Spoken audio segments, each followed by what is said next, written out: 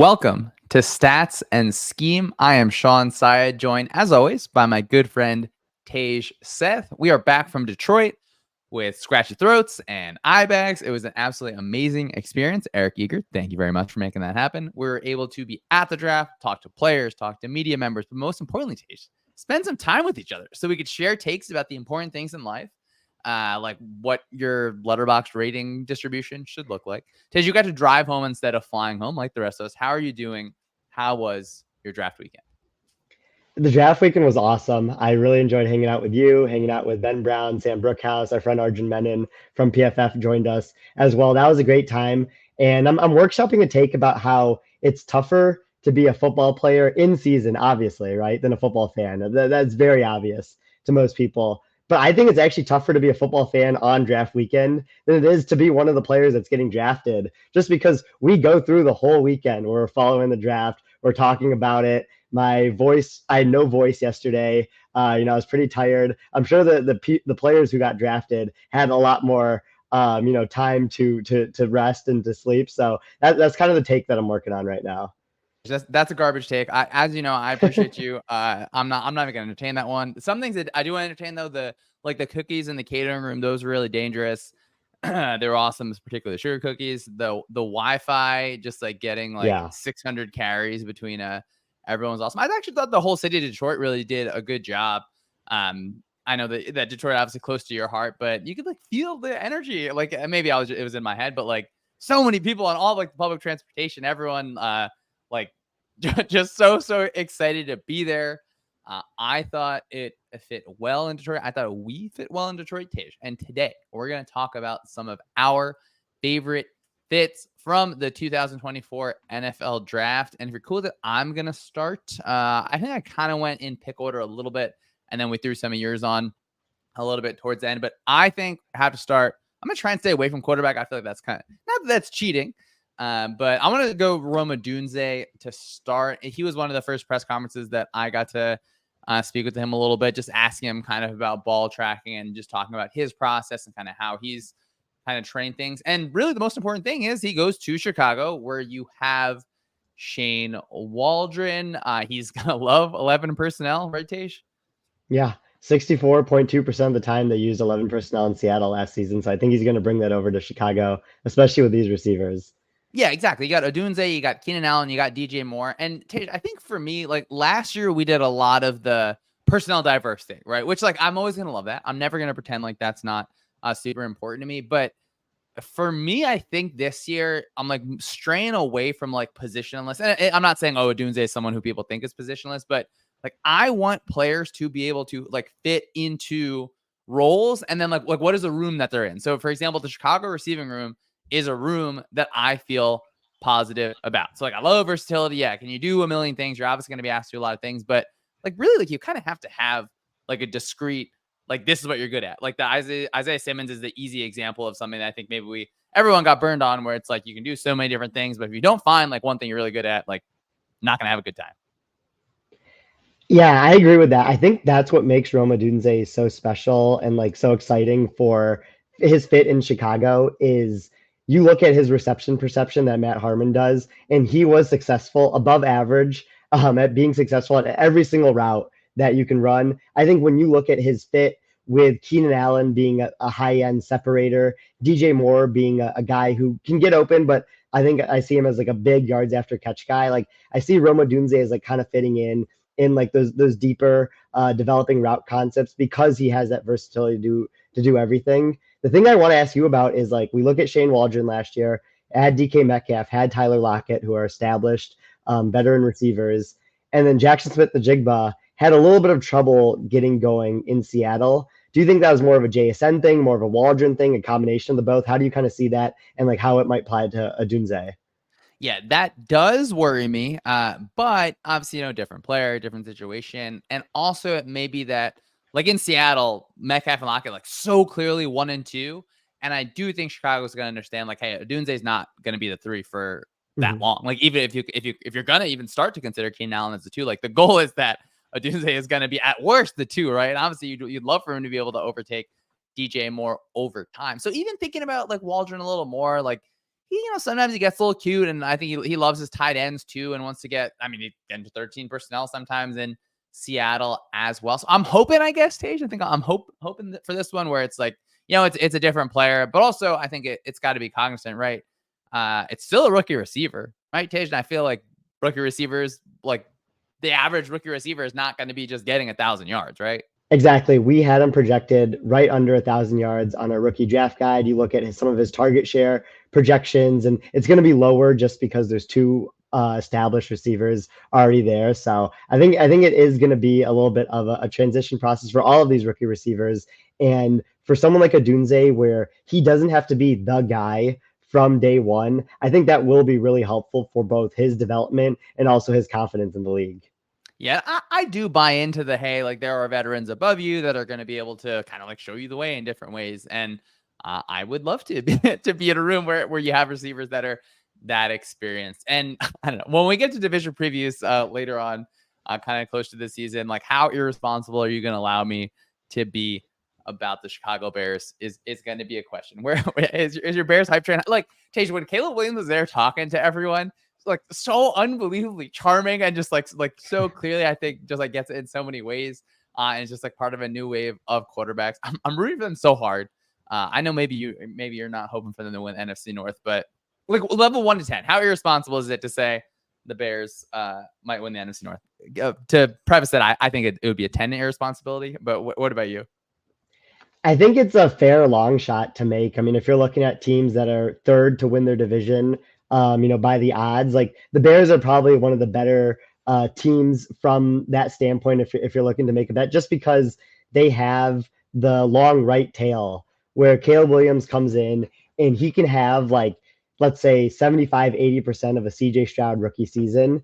And that's really what you would need with those receivers in place. And then if you're able to carry over the level that the defense played at in the second half of last season, then you're looking at a team that is going to be top 10, top 12, in terms of our team rating. So I think like that is a fair bet to make. There's not many teams in the league where they're projected to be third in their division, but they also have a decent shot of making the playoffs. Yeah, I almost got our good friend Sam Brookhouse I'm on the lower end of the 8.5. I think is their over under. I felt a little high. I couldn't fully convince him for a no monetary value bet. Of course, Dave.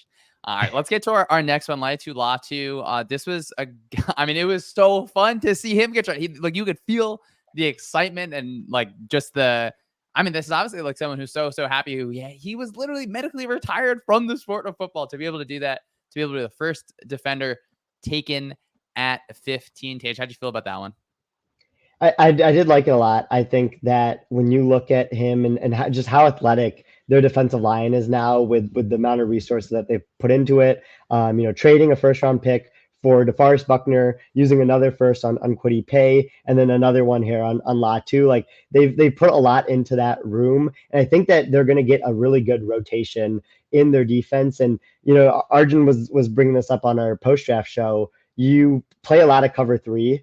You're a team that really wants to get home with their defensive line so that you can kind of marry that on the back end. And I think Latu will provide that for them. Yeah, Ebukam, Buckner, Paye, Stewart, Latu. That's a good room. That's a room that I think it's easy to get excited about. And when I got to talk to him, I just asked him about I think he wins inside fairly often, and he's good at it. And he was talking about just really, really hammering down like, hey, when I'm making my outside move, this is how many steps I take. When I'm going inside, I have to make my move in like a step earlier, and talking about studying guys like Aaron Donald being able to do that. And Tage, I feel like now I'm just like a sucker for these good quotes. I don't want to fall too into it, but his tape shows it that he's good at that. And the kind of same with Odunze, where he doesn't just have to be like, if Odunze doesn't get 2,000 receiving yards, like it's not a problem, right? That's not the expectation. And similar with Latu, like if he doesn't have 12 sacks, like that room as a whole kind of is a positive. And then they still got a receiver later on. I thought early on, I was like, is it a Brian Thomas Jr. Kind of landing spot? They get A.D. Mitchell. How'd you kind of end up on A.D. Mitchell? So A.D. Mitchell, from where he's being mocked, like didn't really fit with his production profile. We've talked about yards per out run is like a pretty decent predictor of NFL success. And out of like the top receivers in this class, he was at the lower end of that. But where he ended up going later in the second round was like a much better fit for him, draft capital wise. Like Colts played the third most 11 personnel in the league last year. They already have Michael Pittman Jr. and Josh Downs. So you can really add him into that room and kind of work with that. And I think I'm excited to see what Shane Steichen schemes up with him and also what Anthony Richardson looks like when throwing to him. Tej, I need so badly the Anthony Richardson, like in shorts and like a dry fit, just throwing the ball in practice. I need it so bad. I need to know that our guy is healthy. I need him back. I need him in our lives. Tej, going next, let's go to one of your big draft crushes. Who we got next?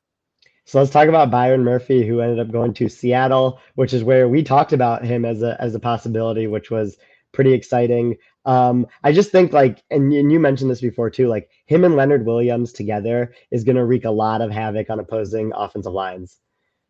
Yeah, I mean Williams, Hankins together, Murphy. We had the conversation last week, like, oh, do you want DT1 or kind of maybe edge, like a tier 2 guy? And I feel like I redact my previous answer. And I think that like just take the better player, because you can, like, you just need something to be able to build your rush around. And I will say, I think like Mike McDonald has done like a lot of work for the league in terms of this specific thing. Obviously there's tons of coaches over time that have, but like, I mean, if you're able to get her like a really, really strong pass rush without like a tier 1 edge, that is, I think, an incredibly special trait to have as a coach. And if you have that, like, you can use that to your advantage and take Murphy, who, I mean, Tage, for Latu and Murphy to be the first 2 defensive players taken, one, great, but like at 15 and 16 is awesome. Like it's crazy how the offensive draft kind of fell and gave these guys an opportunity.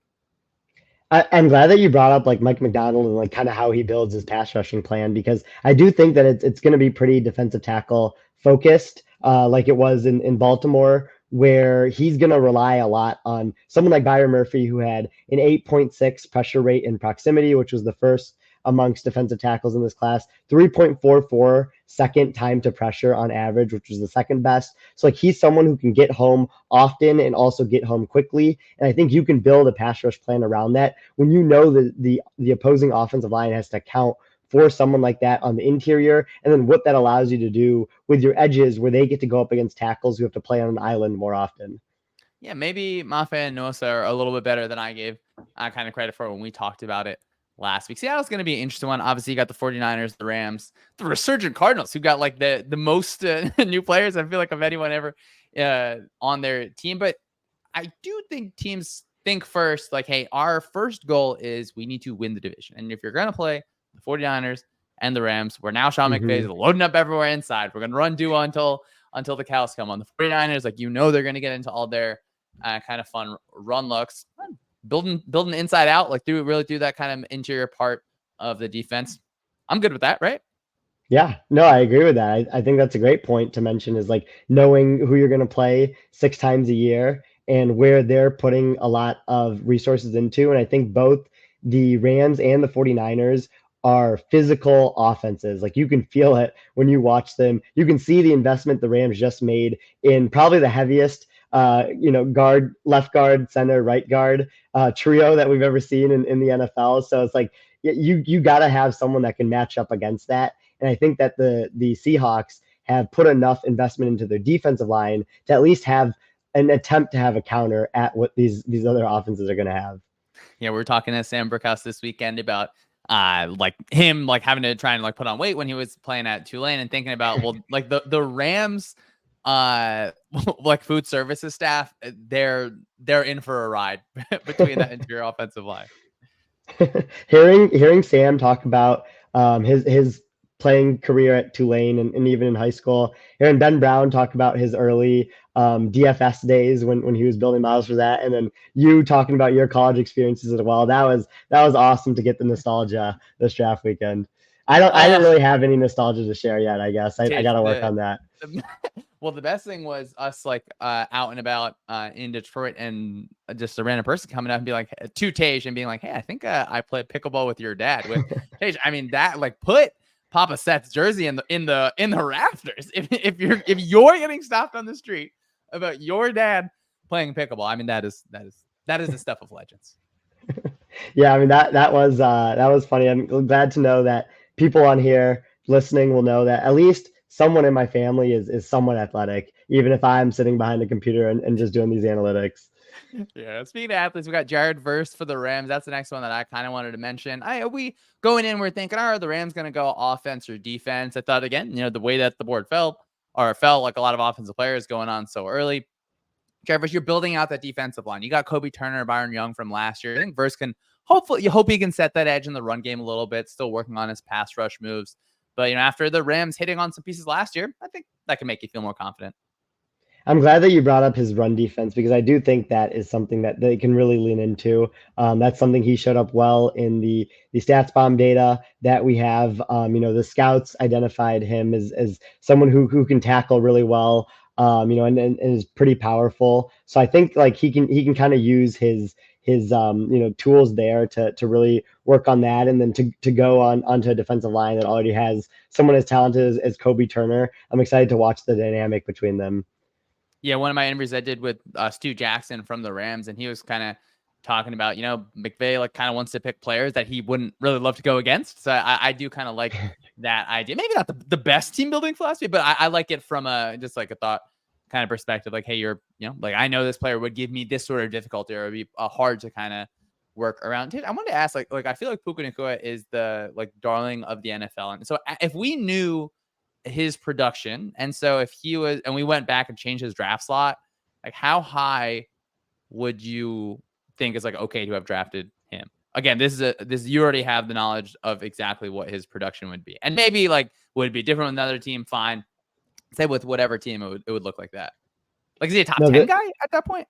Yeah, no, I do think he's a top 10 guy, for sure. Like, I don't think there would be that much of a debate there because, I mean, you look at Puka Nacua and his production profile last year, like, you don't rank 8th in the league in yards per route run on accident. Like, you got to be doing something really well to end up there. He's clearly very, very talented and very productive in the NFL. The question I got asked on Twitter one time, like, this is a pretty tough question. So, like, you don't have to answer it, but, like, if he was in this year's draft, where would he have gone relative to the other receivers? Is this with and this is with knowing With the knowledge? Mm-hmm. Oh man, I mean, it would hard to it would be hard to think that he'd be above Harrison. Probably not above Neighbors. Maybe after a Dunze. I don't know. Yeah, I think maybe kind of slot him at 4, and it is really hard to like separate like the things he does well. I think he certainly benefits from the Rams environment that he's in. I think early on there were some things that, not that he was like not asked to do that because he wasn't able to do it, but like you have your role, you run that girl, like you're going to be open. You're able to kind of find that area. And yeah, I mean, Puka Nacua, obviously the definition of surplus value over the net. Another receiver that obviously we all hope for to add a ton of surplus value, Brian Thomas Jr. for the Jaguars. This was cool. I mean, they trade back. Were you just excited by it because it was a trade back? I actually was. I mean, they picked up a future 3rd and 4th, which is like what we always preach for. It was awesome. It was a great trade by the Jags. All right, this is time for the interjection. I was gonna say this for the end. You can't pick up Howard Rosen's phone calls. I've said it before. Yeah, block his number 100%. And Tej, I just need updated trade charts. Like it really does feel like some people our teams are still using, or it feels like maybe they're using something that's outdated. But I love it. Feels like the Eagles strategy is like, okay, we're at this pick. We're gonna look at the next 15 teams. We're gonna call all of them and say, hey, like, do you want this player? Like, make sure you get him. Fancy. And like for them to be landing like 3rd picks late in the day is awesome. And that's why it felt like when like the coming out of the draft, I was trying to be like, all right, I'm not just gonna be positive about the Eagles because we love Howie Roseman and the things that he does, but it feels like stealing sometimes. No, it does. I think you're right about what you said. They were like, I think they just call every team, that's happening in 10 picks and seeing if they want to give up like a 3rd or a 4th to move up. Because like I have heard that Howie Roseman has some sort of software or like something where he has all 32 GMs in the league and like their phone numbers on there, and he can just click and like it'll dial whatever GM he wants to call, and he can make a trade just like that. Like that's how you tie the record for most trades on a single day of the draft. Yeah. Oh, okay. Do you think he just ran it up at the end? He was like, "Look, like I got 98 points. I gotta get to 100." It felt like he Yeah. was. It felt like he was trying to get that record. Exactly. I'm sure someone whispered to him in the room. They're like, "Hey, like you're one trade away from the record." And he's like, "Okay, I got to do this." It's like when a basketball player is a rebound away from a triple double, and like his entire team just clears out and like lets him like get that last rebound. Like that's what it felt like on with his last trade. Yeah, you got to know that. Yeah, I love that. And yeah, I mean, after I block out Roseman's number, I'm sure he would then have like a software to make it look like, I don't know, like it changed his number in my phone or something. Some other name would come up, and then he would get through. But we're talking about Brian Thomas Jr. And his kind of post-election press conference. I want to talk to him a little bit about just like being a vertical threat, and he mentioned separation, just like at different parts of the route, helping to make him a more vertical threat. And Tage, I mean, separation is my love language as a receiver. I'm so glad you brought that up and you asked him a question about that, which is super cool to see because he was number one in what I call the Jamar Chase metric, which is separation while the ball is in the air. So like from the time that the ball leaves the quarterback hands to when it hits the receiver, he was creating space between him and his nearest defender better than any other receiver in this draft class. So I really think like when you look at Trevor Lawrence last year, and like where he placed some of the passes that he was throwing. And Ian Hartitz put out a video on this that went viral where it's like, this is how many times Trevor Lawrence was this close to a touchdown, and like the ball would either drop out of the receiver's hands or he wouldn't be able to drag his foot in. I think Brian Thomas Jr. might be able to solve some of those issues just because he can create a little bit of room for error between him and the defender while Trevor Lawrence is throwing to him. Tej, I feel like I'm becoming a little bit of like an anti-contested catch guy. Obviously, you want your receiver to have that skill. That's really important. But like the highlights of dunking on a cornerback are fantastic. But I would rather see the highlight where you're just 3 yards in front of him, or 3 yards to the left of him, or 3 yards to the right of him. Am I being silly? Am I just like being not fun enough for being? Okay, I keep on thinking like the contested catches, they're so hard to replicate, and like to bank on that is so hard, and to separate at the NFL level is unbelievably hard. I'm not gonna pretend like it's easy. I'm not gonna pretend like every receiver can do it. Like the windows are really small, but like give me the contested catches instead. Or sorry, don't give me the contested catches. Yeah. Do not give me the contested catches. Give me the separation. No, I mean this is a good general discussion to have where it's like when you have these receivers that are separating and getting open more, that strongly correlates with your yards after catch. When you're doing a lot of contested catches, I mean usually they are deeper down the field, but you're not getting much yards after catch, much yak, where yak has like a long right tail, where like oftentimes you're gonna get between what like 3 and 5 yards of catch yards after catch, let's say, but like it could become those Debo Samuel, AJ Brown type plays where you break it off for 30, 40 yards. And like that's how you get explosive plays in your offense is when a receiver can really just like take it to the house. Depending on that, like you look at Brian Thomas Jr. in particular, he ran hitches 25.6% of the time last season. He ran slants 7.5% of the time, and he ran digs also 7.5% of the time. So those are all three were all above average for receivers in this draft class. So it's like if he's getting those in-breaking routes that aren't like generally long down the field, but like he can take them because of his separation and turn them into like 10, 15-yard gains, I think that's going to be something that's really helpful. And the other thing would contested catch receivers is they have a little bit tougher time avoiding injury because of how hard they come to the ground sometimes. And also, it's harder to have longevity when you're a contested catch receiver and you're relying solely on your athleticism, your vertical jump to get up and to do those. While if you're separating, it's a little bit easier for you to not get tackled, to step out of bounds more, to get tackled lighter. Like I think there's also stuff you can do with extending your career if you're getting open more. Yeah, I think that he's also just going to run a ton of slot fades. He did that at LSU. Peterson loves that as a cover one answer. I feel like that room overall, you got Davis, Kirk, obviously Brian Thomas Jr., Evan Ingram there. It's like at least decent. I feel like Trevor Lawrence is going to be, I've said this now, I think a few times. I keep thinking about it. Like he's going to be a prime, just like bounce back candidate. And then I was thinking, well, what is he bouncing back from? And I feel like it's just like negativity, like the general outlook, like the questioning of Trevor Lawrence's athletic talents in some way. And yeah, like you said, let's get some of those catches inbounds. Tej, I wanted to, so like long right tail, I feel like that's something that we have talked about a little bit. Let me see if my stats and talking to you is good. So that's like saying like in the distribution of outcomes, like the long right tail means like you said, right? You catch something short, and the majority of times you're not going to turn into a 90-yard touchdown. Like, but those possibilities do exist. So you kind of want to, like I said, buy the long right tail. Like you want to do things that it has the chance of kind of like exploding, and you hit you blow through the ceiling a little bit. Exactly. Yeah, I think you summarized that really well. Where it's like when you're looking at the range of outcomes for what's already happened, like the last couple of years of yards after catch, like the majority of those plays fit in like a general distribution where it's concentrated in a general area. But then you have that like X% of the time where you break off one of those plays and you end up turning it into something big. And like explosive plays is really like what a lot of offenses are chasing. And so I think like that's pretty important to get that long right tail. And I think life in general sometimes is about chasing the long right tail. With some of the places we went to eat in Detroit, for example, we were chasing that. Yeah, shout out to Barta. That was a really, really good meal, a really fun one to share. Where we had, yeah, I mean, similar conversations like this around some really good food.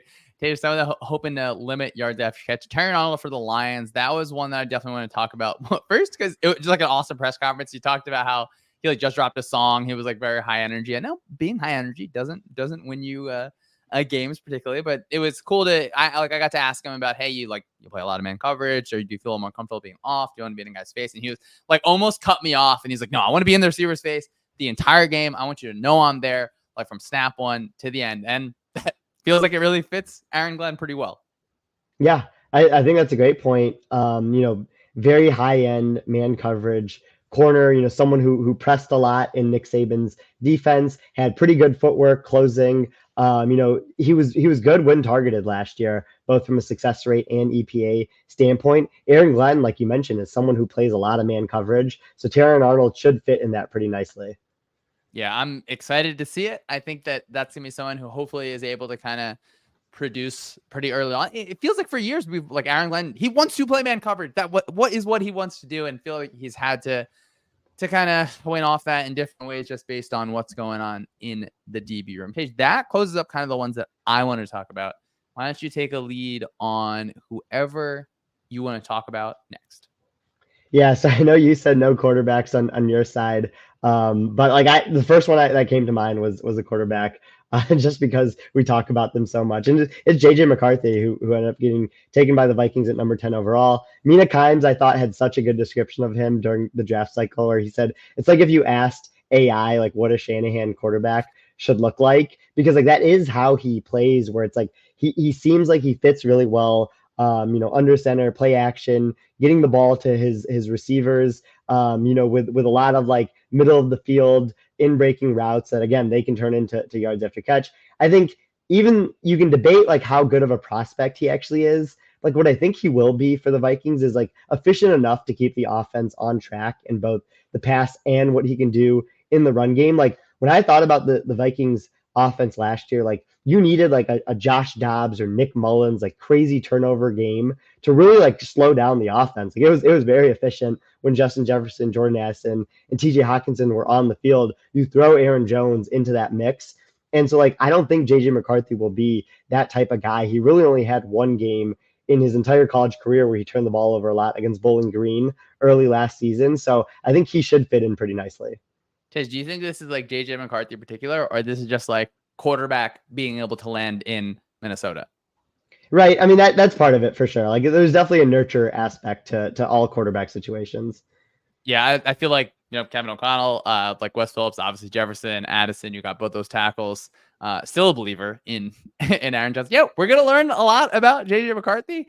I could, if you ask me like which of the quarterbacks is gonna have the best year, I think this is one where, assuming he starts from game one, you could easily point to him, particularly because of that situation. I guess we haven't really thought about, or I haven't thought about too much, but like he should start in game one, right? Yeah, I do think he should start week one just because that is the way to get him experience at the NFL. And like we'd already talked so much on like the class play with Sam and Ben about like his usage rate was so low in college. Like we just didn't see as much of him as we saw as some of the other quarterbacks in this class. So like it would be great to get him reps, I think, early. Yeah, and obviously you worry like, okay, scar tissue, bad habits. Like the offensive line is good, the coaching is good. I think like you gotta. I mean, Jefferson's gonna get like 175% of salary cap. Like he's gonna break all sorts of of new cash records kind of on there. So and maybe just so we can talk about it after a week one or a week one review. Get those guys on the field right away for us. You know, like I want to see them. Tej, who do you got next to talk about? So want to talk about both of the receivers that the 49ers took. So we'll start with Ricky Pearsall, which you can debate if this pick was a reach or not, going off the consensus big board, but like we're talking about fits here. And I think he fits in really well to Kyle Shanahan's scheme. So again, going back to some of the stats bomb data we have, Ricky Pearsall was someone who was second among all receivers in this draft in average separation. He was third when in separation when the ball was in the air, and he was seventh in yak. So only Xavier Worthy was separating better than him. I think that was more of a function of Worthy's route tree too, being a lot of screens. But I think Pearsall is someone who was a really good separator and pretty good after the catch, which is like what Shanahan wants in his offense. He also had a 98th percentile athletic score.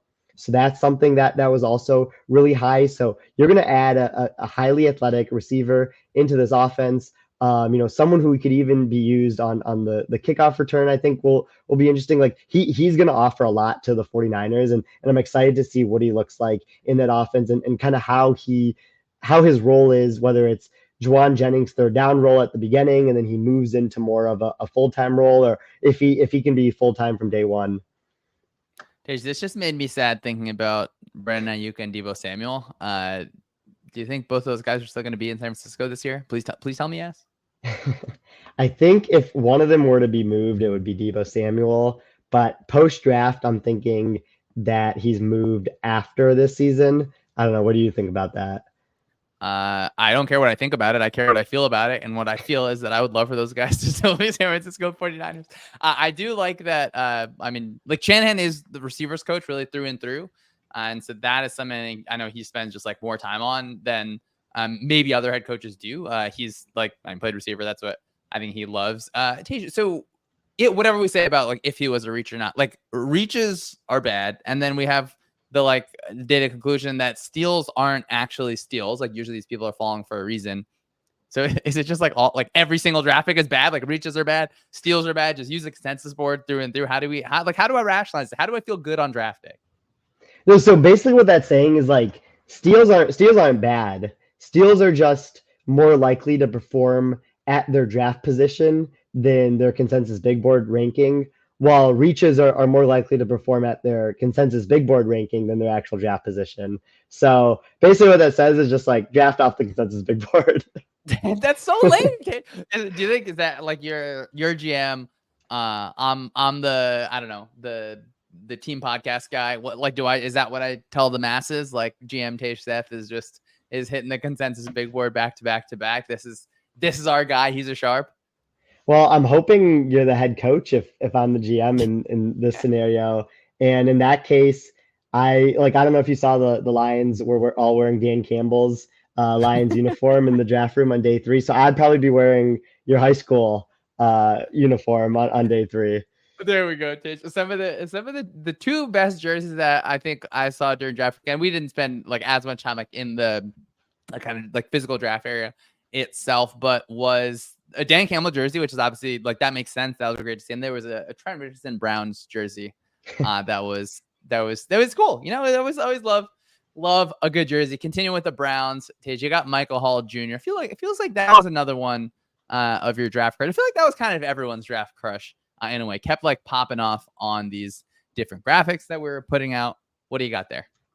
Yeah, I mean, Michael Hall Jr. Went on Columbus radio this morning to talk about him because I think everyone's really excited about the first pick that the Browns had in this draft. When you look at him, he was someone who didn't rack up a ton of sacks last year at Ohio State. That's less predictive of future performance. But what he did have was a 4.5% pressure rate in proximity to the quarterback, but also the lowest time to pressure of any of these defensive tackles, even quicker than Byron Murphy, who I love. So I think he's someone who can get quickly to the quarterback and be used in a really fun rotation in Jim Schwartz's defense. Yeah. Well, I mean, we talked about those guys last year. Go ahead, let them get after the quarterback. Like, they'll stop the run on the way there. Don't worry about that.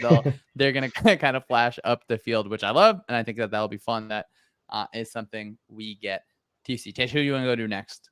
So let's talk about Jermaine Burton from Alabama, who the Bengals ended up drafting. Someone who was highly productive at Alabama, used a lot on deeper passes. He ran a lot of goes, posts, and corners, and was really explosive when targeted on these. He had a 36% deep target rate, 28% explosive play rate, which was the highest, which were the highest of receivers in this draft class. So I'm excited to see how he fits in with Joe Burrow, who we know likes to throw deep, and kind of like what he might do after this season once the Bengals move on from T. Higgins.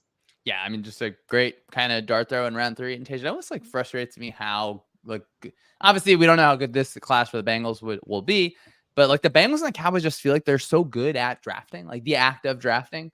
And then they unfortunately have these kind of contract situations that come up, which is just, it makes me mad, Tage. It makes me mad.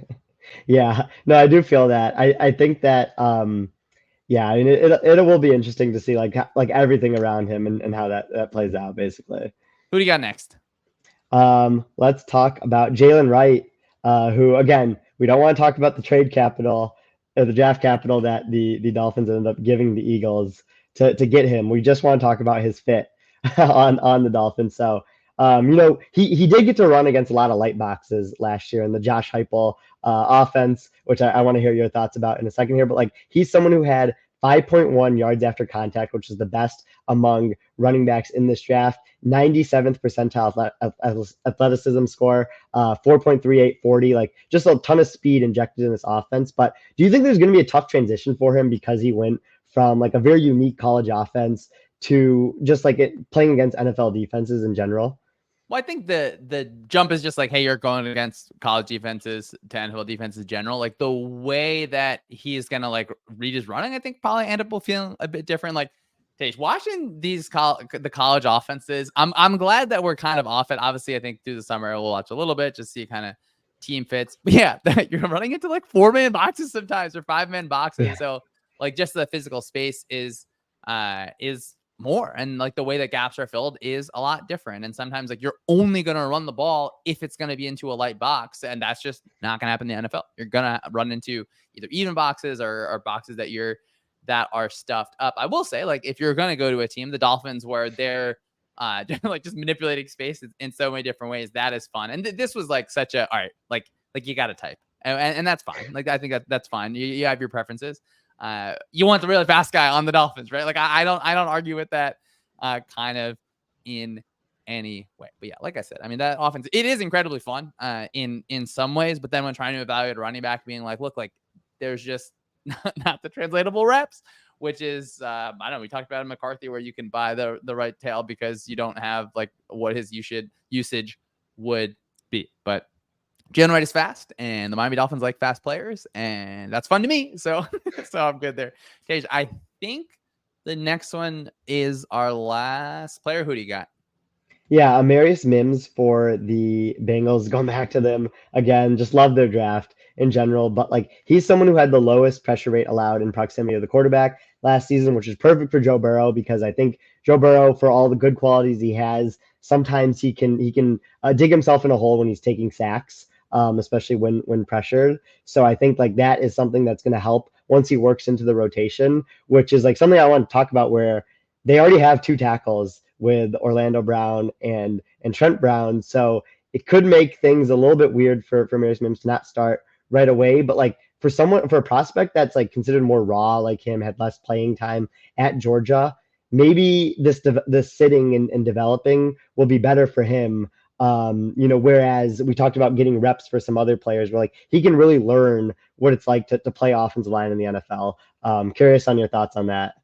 Yeah, I felt like the board fell in a way for the Bengals that they were pretty happy about. And like we mentioned, I mean, the whole show is right about how players fit on teams. And I think to be a tackle that is like calling him just a development tackle. I know that's not what you said, but like that probably goes a little too far. But yeah, being in a situation where, hey, you're not like the franchise is not depending on you starting like snap one at left tackle is, I think, can be good. And to be able to like get more used to things, being able to get time or like through OTAs and things, like being able to kind of hammer out just technique things for him. Where, as you said, just like not a ton of snaps in his like college career at that spot. I think that will overall be good. And you want to, I think we agree on this, right? You want to draft kind of before, or ideally you draft for a position before that need is like hyper apparent. Which brings us to our next thing. You can talk about teams drafting for needs that might not be hyper apparent. You convinced me for some time at the end of the podcast here to talk about Michael Penix Jr., obviously picked by the Falcons. I do want to say, just to preface it, like in the media room, that was like, it felt like a jump scare. Like we have this pretty cool draft app, and like on it when Penix came up, I was sitting next to Ben Brown. I was like Ben, like, do we need to talk to an engineer? Like, was there an issue here? Was there something that like was it was so surprising, like when it happened, like a real draft surprise, and probably the most work that it is doing is covering up the next quarterback that was taken. But all right, Tage, why don't you go ahead and talk to us a little bit about your thoughts on the Michael Penix Jr. selection? Yeah, so obviously the theme of this show was best fits, which I don't think Michael Penix Jr. fits into that. Maybe in 3 years, if we saw him start, we could talk about that more. But like, yeah, I didn't really get the pick because of his age at 24 years old, which is different than I think taking like a Jordan Love or Patrick Mahomes to sit for 1 or 2 years because they were younger when they were taken. Kirk Cousins guaranteed money, $100 million prorated over the course of his 4-year contract. So you're still going to be guaranteeing him $12.5 million in years 3 and 4, which like kind of ruins the advantage of a rookie contract quarterback. But I was talking about it a lot with Sam Brookhouse and thinking about it myself. And like, if I had to justify this selection to Arthur Blank, this is what I think I would say. Like, this is maybe the Falcons' reasoning for this pick. So the only way we don't win the division the next 2 years is if Cousins goes down and we have to start Taylor Heineke. So we wanted to make sure we had at least a competent backup quarterback. I think in our ideal timeline, we'd want to take a quarterback in 2025, but looking ahead, the 2025 quarterback class is not strong at all. So I think you wouldn't have been getting anyone that was maybe as highly graded as Penix currently was coming out. I think, you had a really good conversation with Greg Rosenthal about this. We're overconfident in general. that's why we're on here talking right now. But like, I think we're overconfident in our ability to project quarterbacks past the age of 35, quarterbacks when they change situations, which is like the Kirk Cousins bucket, and also quarterbacks from college to pro, which is the Michael Penix bucket. So saying all that, like, maybe they believe his arm talent, his sack avoidance, his touch on some of the passes gives him a chance to become a good quarterback in the NFL. So all that combined made the Michael Penix selection at number 8 like what the Falcons wanted to do. All right. Yeah, a lot there. I think that I do wonder how it would have been received if it was another quarterback. To me, if Drake May fell to that spot, I would probably be like, super cool, like super forward thinking of them to be able to do that. I don't even know where to start kind of on this one, because I actually do, like, I'm not like fully convinced, but like I'm comfortable with, like, hey, Kirk Cousins is not young. You make a great point. Like, one of the biggest hindrances to winning the division would be a quarterback injury. Like, to draft that quarterback there for the future, I can't spend all this time like saying, oh, you want to draft for your need kind of right before it happens instead of after it happens, and then like make a big deal about them drafting a quarterback. That I think that I can get there and fine. Like, now at 8, would you want to obviously draft a player that, like, based on how much money is being devoted to Kirk Cousins as percentage of the cap, like, your best way to win the division is actually to just have other good players as opposed to just kind of that backup quarterback slot. So I will say, if I was playing the Arthur Blank world, Tage, maybe you didn't fully convince me. But again, like I said, like, okay, you're going to take another quarterback. I'm not going to pretend like my eval of Michael Penix Jr. is going to be fully correct. Like, I think it would be silly to do that. The age, I think, as you mentioned, like, that is a big deal. Like, maybe if it ended up being, I don't know. Did you think if they drafted McCarthy there, like, would people have just been like, weird but cool? Like, we're fine with this? Exactly. Yeah. I mean, Eric, even like on the Hammer draft show that he was doing like a week before the draft, like, he gave the Falcons JJ McCarthy, which is like, he's 21. He was higher on most big boards. Like that, I think would have made sense because it's like, oh yeah, he'll be 23, 24 by the time he's our starting quarterback full time. Like maybe he can fill in when needed. Which is just why like all of this together makes it so interesting. I would have loved to see Roma Dunze in Atlanta. I thought they might have gone there, or they might have gone defense or traded back. Definitely not something I thought that this was going to happen, but made for great discourse. Like I'm glad that this pick happened because we wouldn't have had much to talk about after day one. It mostly kind of went how you expected to. So this was like first take. Like we could do an hour on this pick if we had to. Tish, we would have 100% talked about Bo Nix if Michael Penix Jr. didn't go at that spot. 100%. But we knew Bo Nix was going 12 that doesn't make it okay. We knew. No, I know. But this was a surprise. This was a surprise. Yeah. I talked to Charles McDonald about it, who's a Falcons fan. And I asked him, I was like, you get to choose who do you want there. And he would have, I think, liked Roma Dunze there as well. I think Roma Dunze is happy to go hang out with Caleb Williams, though. It sounds like those guys are buddies. Tage, let's close off with our kind of thoughts on the stats and scheme rookie of the year. Not like the official AP offensive rookie of the year or defensive rookie of the year. This is obviously like a little bit more, or maybe a lot more kind of vibes based, a little bit to our taste, not an exact metric. I think, Tage, our only official award winners were Ben Johnson and Mike McDonald as the coordinators of the year for the stats keys, right? Yeah, those were the award winners last year. All right, so I think I'll maybe let you lead off first on maybe offense, maybe defense. What do you think for who do you? And again, like it could be that there's like a split in that I give someone an award, you give someone an award. It felt like last year we were pro participation trophy in a lot of ways. So nothing wrong with a lot of hardware.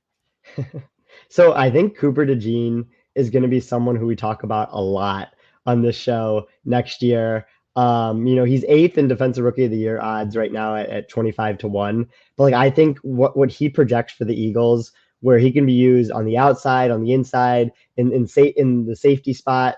You've done so much good work on Vic Fangio and his defenses. And I think he's going to have a lot of fun with Cooper DeJean in his defense next year. Yeah, I think I'm just unbelievably fascinated to see where he goes. Because do you evaluate him and say, you know what, like he's maybe a tier 2, maybe tier 3 cornerback. Like let's just put him there. That's obviously like such a premium position. It's so important to have guys that can cover. The Eagles cornerback situation as a whole needs to be figured out. Feels like they addressed that really obviously with Quinion Mitchell earlier on. This is a great pick, Tash, because you're right. I am going to be watching him a lot because I just want to know what position he's going to play. Like I think Fangio really values that safety position in so many ways. At the nickel spot, he almost wants a player that's a little bit more like a linebacker. Like not is like a linebacker, but like you got to do a lot of work in the run game as a nickel in that scheme, particularly obviously as a safety, you got to be rotating down. I don't know. Like I keep thinking, what does the secondary look like? I have no idea, which makes it fascinating. That was a really, really good pick. I think you were going to say like Byron Murphy, your draft crush. I think that's something, maybe I just love the interior guys on defense more. I think that Terran Arnold's going to be one that nice. I feel like I'm going to fall in love with him in Detroit. I just like you see him making like a really nice tight play on a third down, batting the ball away in like a playoff game or a playoff-like kind of game. I think that it makes sense that we both chose teams that are certainly hoping to make kind of runs in the NFC. I think those situations are good. On the offensive side, I thought it'd be kind of boring to say like Marvin Harrison Jr. Like as I keep saying, like Shawn the separator, team separation. That's what I'm all about in the route running context. I feel like Drake May, like that's obviously my type of quarterback, and I'm so scared that like if you land on the kind of left side of his distribution for what can happen for him. I feel like if we get like 3 just like nasty throws from him this year, you're not going to hear the end of it from me. Cause I think that's what the Patriots in the end kind of want to see. Like, hey, like he's going to be able to in the future, really be able to kind of pull people up. So I feel like May's going to be my early on my early list. Like you have the call or whatever they're now called in college, where like you have your preseason lists to send out. So let's look out for that. Anyone on offense for you, Tage?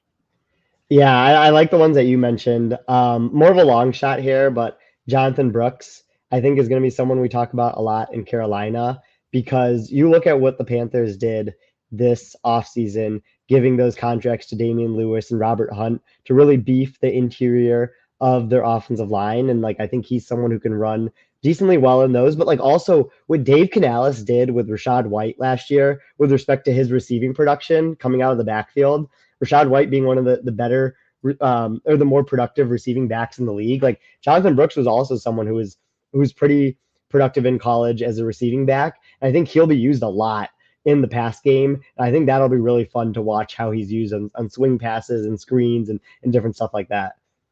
Tage, we finished out the draft. It's about to be May, which means it's officially time for Stats and Schemes May and June break. Tage is going to be working on something that is fascinating. I'll be working on a little bit of a longer term project. We're expecting to be back with all of you the first week of July, but of course, don't hold us to that. Then July and August, of course, we'd have our division previews leading up to week 1 of the season. Tage, I'm going to miss talking into a microphone with you for the next 2 months. I guess, I'll just have to be reduced to our usual talking through our work. It's not like we're not going to be talking kind of anyway.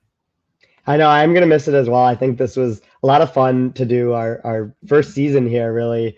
From all the way when we started right before week 1 to right now. So the season finale of this was a lot of fun to do also. And then we'll take some time, work on our projects, and then hopefully be back in everyone's podcast feed pretty soon here. If you were like programming it as like television seasons, would you have considered like the season of Super Bowl, like that season 1 of Stats and Scheme? There's that 1 week break after the Super Bowl, and then off season is season 2, or do you consider it like when we're pitching our podcast as a TV show to Netflix? Like, no, this is 1 season of television. I think this was 1 season from when we started the week before week 1 to now. Just because we had like our very bulky episodes during the season where we talk about a lot of stuff, and then like when a TV show like kind of like runs out of stuff to do towards the end of the actual season, like they start doing like one-off episodes that like actually don't mean a ton to the plot, but like they're just like this guy like goes on an adventure in like a different city or something like that. That's what we really did free agency and draft, I feel like.